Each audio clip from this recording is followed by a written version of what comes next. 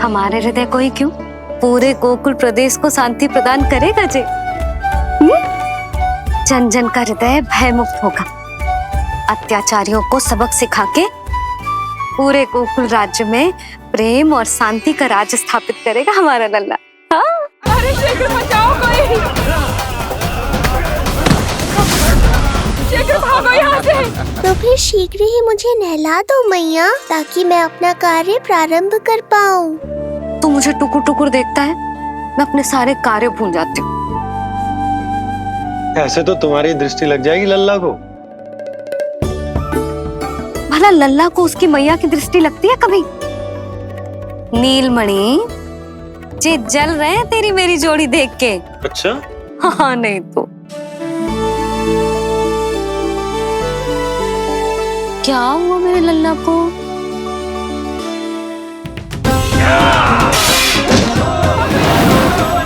शीघ्र बता, कहाँ है विष्णु? ओहो, देर हो रही है, अब तो एक ही उपाय बचा है मेरे पास। ओ, क्या हुआ लल्ला को? हाँ, लल्ला को भूख लगो है, मैं लल्ला को दूध पिलाती हूँ। अरे मैया, दूध के लिए नहीं रो रहा हूँ मैं। इसकी लंगोट देख लो, कहीं गीली तो नहीं हो गई है। संभव ही ना है, अभी कुछ क्षण पहले तो बदली थी। क्या हुआ?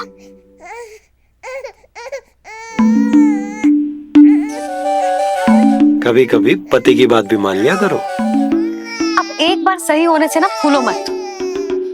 लल्ला के मन की बात उसकी मैया को ही पता होती है, और इस समय मेरे लल्ला को नहानो है ना लल्ला?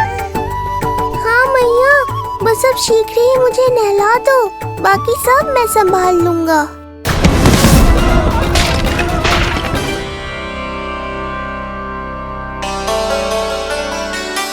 अब मैं अपने लल्ला को अच्छे से नहलाऊंगी, बिल्कुल वैसे ही जैसे उस माई ने सिखाया था। मैया, आपको नहीं पता कि आपका ये निर्णय कितने निर्दोष प्राणियों की रक्षा करने वाला है, क्योंकि आपका लल्ला एक अद्भुत लीला करने वाला है।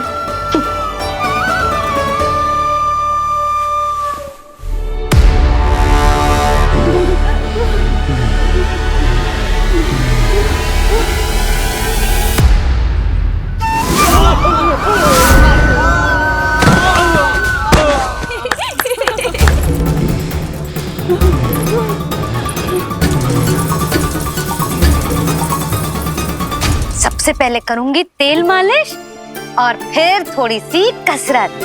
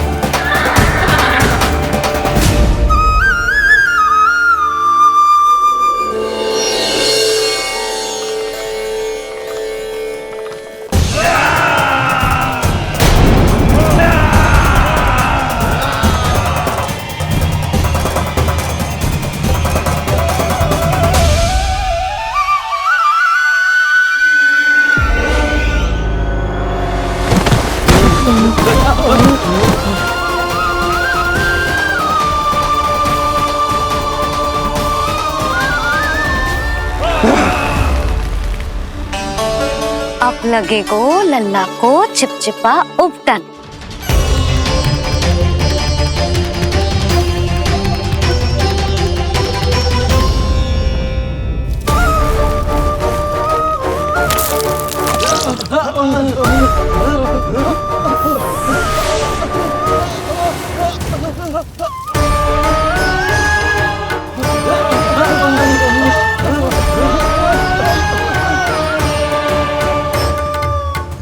अब उपटन को सुखानो है ना, तो मैया और लल्ला बैठेंगे धूप में।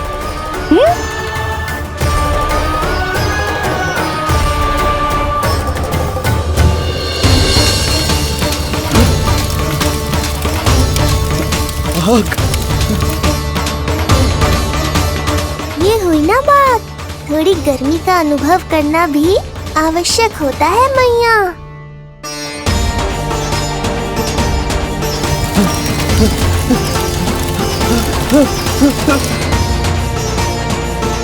अरे मूर्खों, खड़े खड़े क्या देख रहे हो?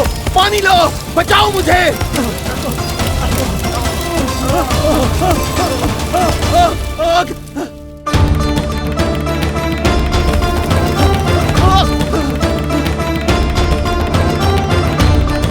बस बस हो गयो लल्ला, केवल नहाना बाकी है।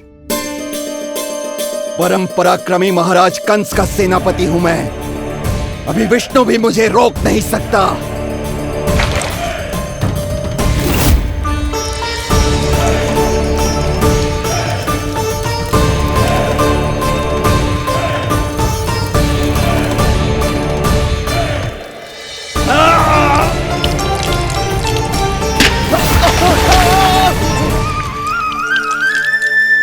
पानी बहुत गर्म तो ना है? तेरे लिए तो नहीं, पर इन राक्षसों के लिए बहुत गर्म है ये जल।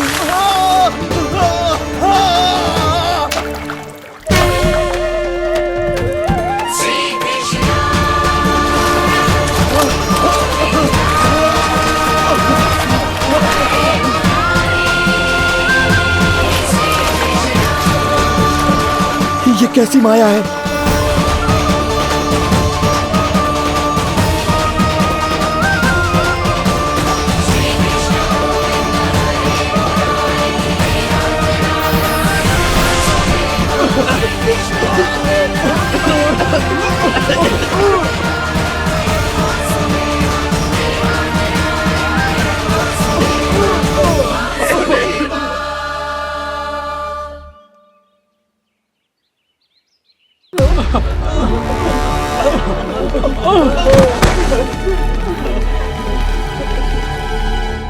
स्नान समाप्त।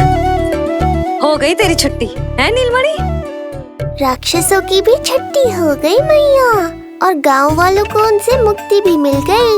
पर अब मैं थक गया हूँ और भूख भी बहुत लगी है। अच्छा लल्ला, जब मैं दूध पिला रही थी तो पीना ना था, और अब बिलक बिलक के रो है। यशोदा, नीलमणि दिखतो तो मेरे समान है, किंतु इसके नखरे तुम्हारे जैसे। पंडित जी आइए, मैं तो पंडित जी के बारे में बताने आया था, लल्ला के षष्ठी पूजन के बारे में कुछ। अब तुझे 6 दिवस का हो जाएगा। हाँ यशोदा रानी, उस दिन से आप अपने लल्ला को नया वस्त्र पहनाएंगी। मैं सबसे अच्छे वस्त्र चुनूंगी अपने लल्ला के लिए। पंडित जी आप केशव भैया से कह देंगे आने को। आसपास के सभी गांव में ना सबसे अच्छी पोशाक वही सिलते हैं। यशोदा, तुम पंडित जी को काम सौंप रही हो, मैं चला जाऊंगा। अरे पर केशव भैया का घर देवी मंदिर के रास्ते में ही पड़ता है, पंडित जी को कोई कष्ट ना होगा, है ना पंडित जी?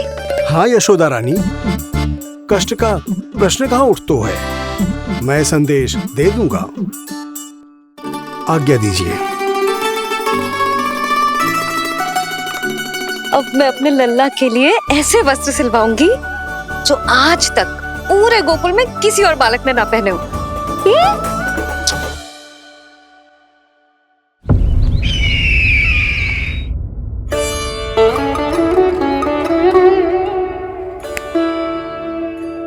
ये क्या है देवकी?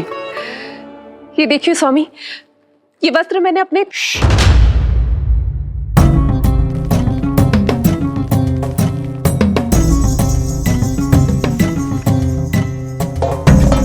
ध्यान रखिए देवकी, यहाँ की वायु भी कंस की गुप्तचर है। किंतु स्वामी ये तो बताइए, ये वस्त्र कैसा है?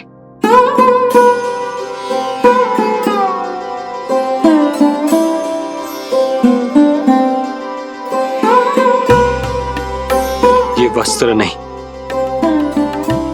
अपनी ममता सी ली है आपने। उस पे यह वस्त्र बहुत अच्छा लगेगा।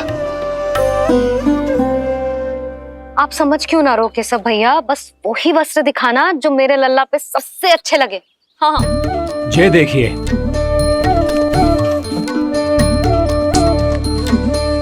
अभी तक एक में भी आनंद ना हो है केशव भैया, है कि नहीं नीलमणि? ये भी ना बोल रहे हो, आप और दिखाओ ना। इतने सारे वस्त्र पहनो तो कोई एक ही है ना यशोदा? हाँ, किंतु छांटना तो पड़ेगा ना, सबसे अच्छा वाला पहनानो है कि ना? केशव भैया वो वाला दिखाओ। ये वाली? हाँ लल्ला।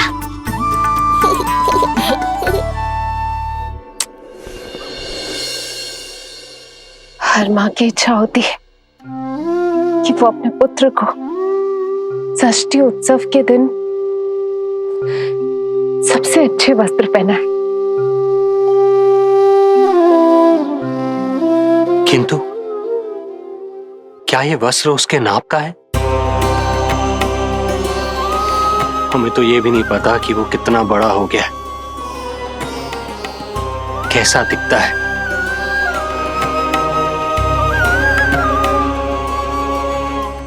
ये पहरेदारों ने दिया है। देवकी, हम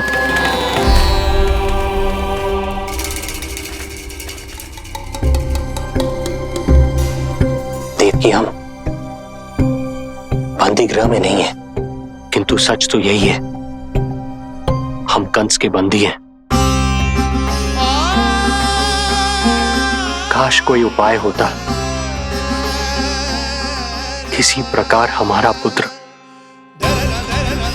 तुम्हारे सिले ये वस्त्र पहन पाता। काश।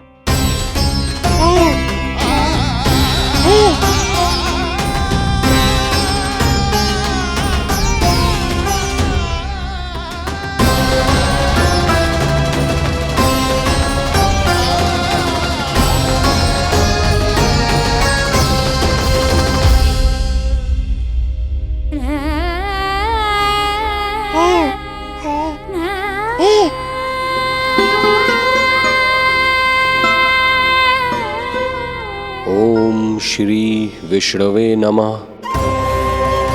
ओम श्री विष्णवे नमः। ओम श्री विष्णवे नमः।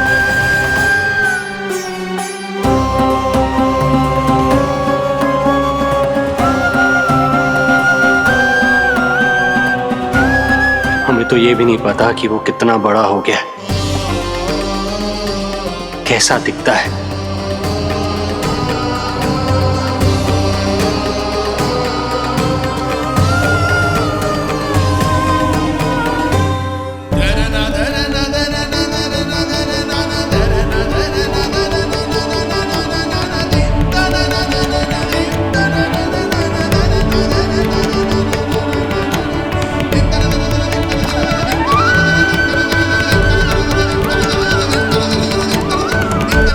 ओम श्री विष्णवे नमः। ओम श्री विष्णवे नमः।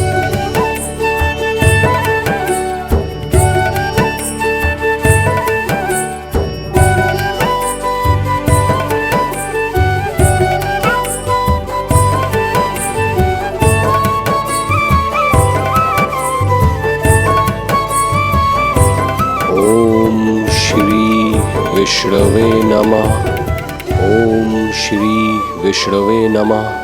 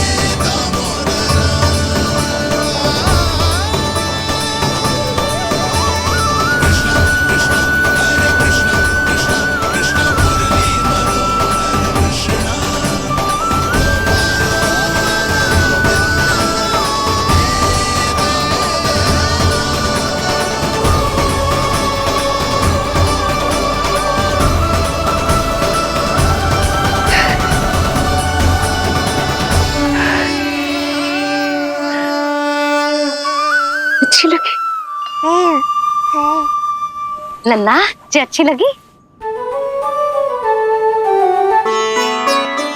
यशोदा, ये सब क्या है? नारायण का धन्यवाद जो आपको भेज दियो भाभी। एक वस्त्र के चुनाव में सुबह से दोपहर हो गई। मैं तो उचित चुनाव में सहायता कर ना पायो, परंतु आप अवश्य कर दोगी, पूरा भरोसा है मुझे। मैं चलता हूं।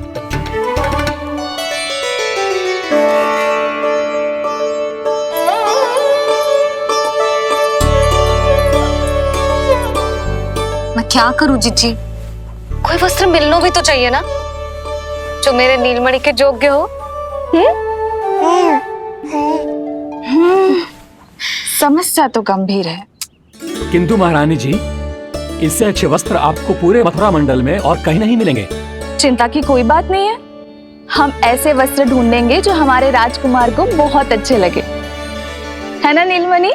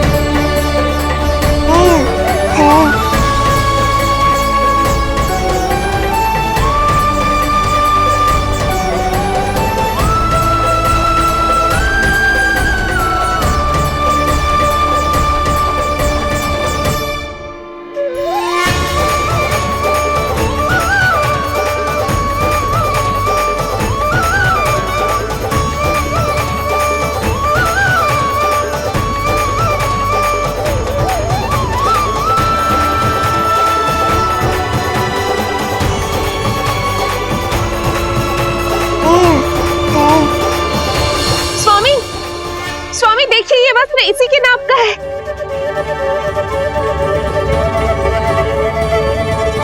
ये बिल्कुल सही नाप है स्वामी।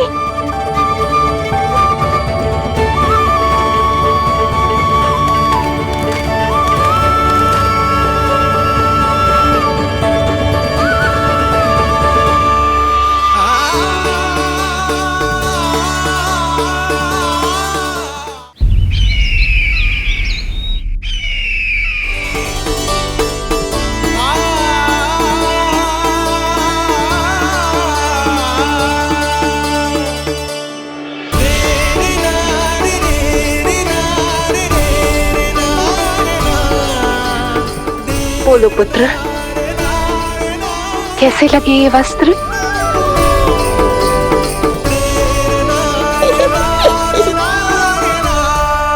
हम नीलमणि से ही पूछ लेते। बताओ लल्ला, तुम्हें कौन से वस्त्र अच्छे लग रहे हैं? बताओ। हाँ, बस एक बार संकेत दे दे लल्ला।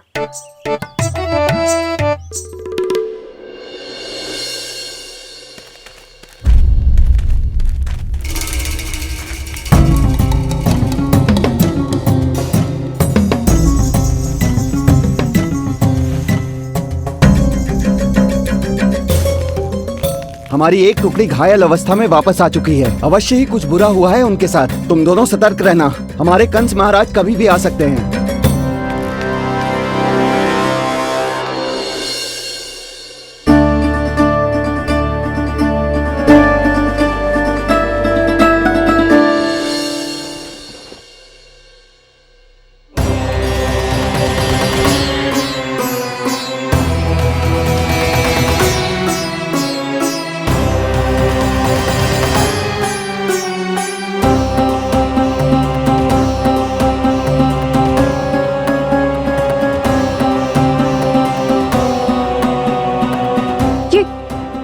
ये वस्त्र कहाँ गए?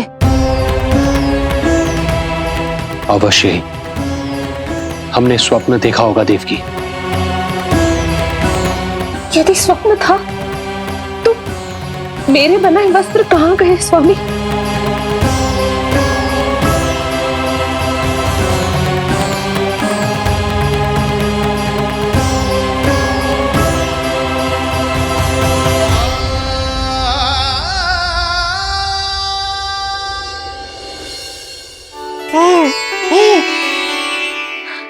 ये देखो, लग तो है इसने स्वयं ही अपना वस्त्र चुन लियो है। जे वाला दिखाइए। कौन सा? जे वाला? हाँ जे वाला।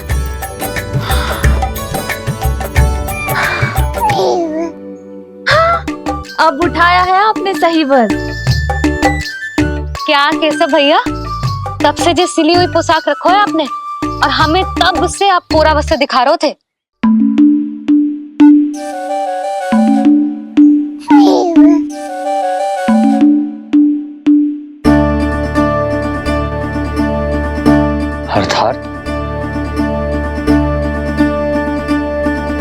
अर्थात हमारा पुत्र हमारे पास ना होकर भी हमारे साथ ही है।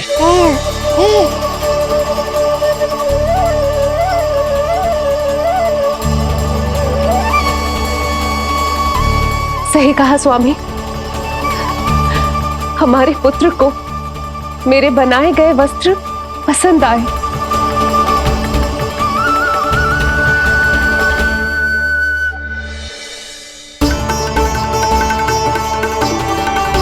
और उसने हमारी भेंट स्वीकार कर ली।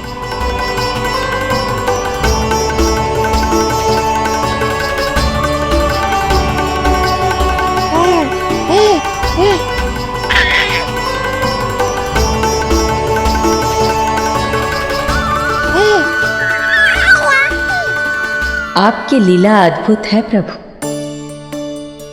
ये लीला मेरी नहीं देवी, मां की, ममता की है। मुझे तो बस अपने कर्तव्य का भान है। दो माओं का पुत्र होने के नाते मैं उन दोनों में से किसी की भी इच्छा को अनदेखा नहीं कर सकता। मैं वरदान देता हूं कि यदि अब से कोई भी मेरी मूर्ति को अपना पुत्र समझकर अपने घर में पालेगा, तो मैं स्वयं उस घर में उनका पुत्र बनकर निवास करूंगा और लड्डू गोपाल कहलाऊंगा।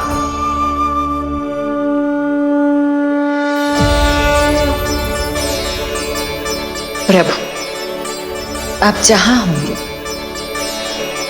मुझे तो वहां होना ही है।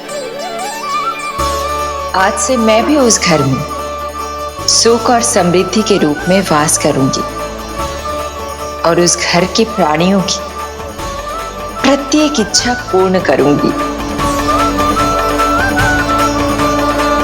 मैं बहुत प्रसन्न हूँ आज, क्योंकि मेरी मैया भी प्रसन्न है और माँ भी।